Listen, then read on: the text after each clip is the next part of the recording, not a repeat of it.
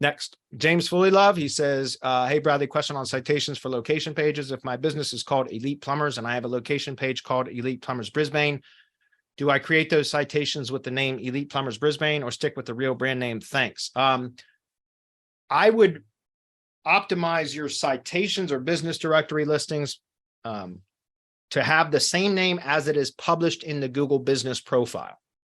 Does that make sense? So if the Google Business Profile has Elite Plumbers Brisbane, then I would have the citations marked as Elite Plumbers Brisbane. If it's Elite Plumbers, then Elite Plumbers. It's okay if the landing page has the Brisbane modifier. I still don't like that because, again, we talk about corroboration, right? Data validation, guys. I talk about this in the mastermind a lot, but look at the title of the Google Business Profile in Maps. What do you see? It says the brand name, and then it says Google Maps, right? Separator Google Maps. So it's the brand name separator hyphen Google Maps, right? If you look at the Google Business website, if you publish a Google Business website, look at the title tag, the SEO title. What does it say? Brand name. You cannot change that. It's the first thing. It's the brand name, and it's the same brand name as what is on your Google Business Profile. And then it's a hyphen separator. And then you can add what it's called the summary header or whatever. That's part of the SEO title.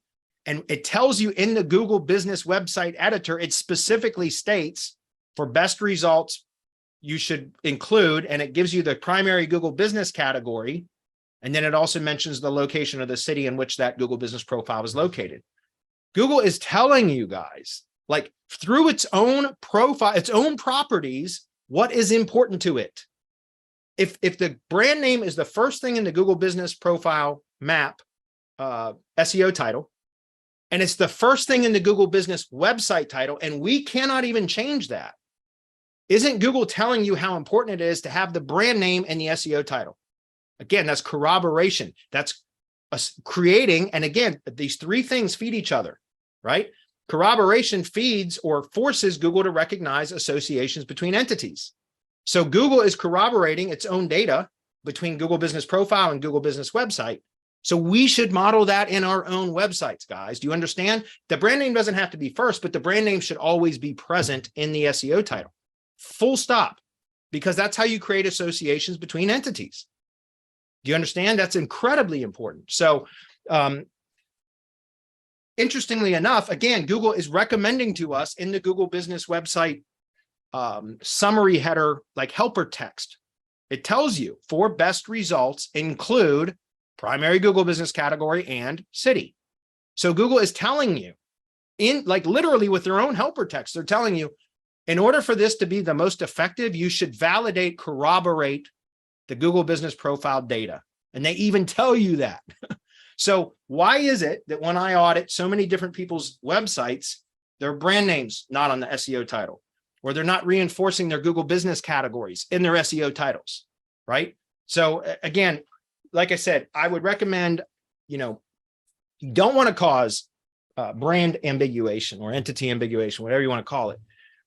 I think appending a location modifier to a brand on a landing page is acceptable. I still don't prefer it. I would still recommend corroborating the data of the Google Business Profile on all three locations: money site, Google Business website, Google Map.